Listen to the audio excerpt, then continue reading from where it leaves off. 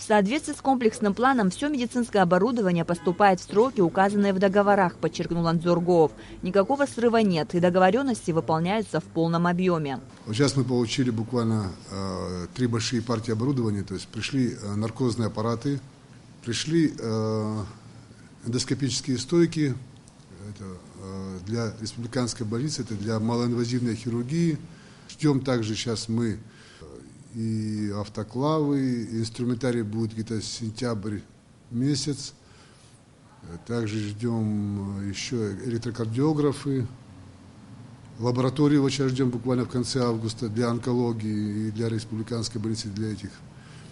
То есть мы свои обязательства по комплексу исполняем в полном объеме. По комплексному плану на приобретение медицинского оборудования в 2012 году было выделено более 300 миллионов рублей. По словам Анзоргоова, с тех пор российская финансовая помощь осваивалась поэтапно. И 96% из этих средств уже освоено.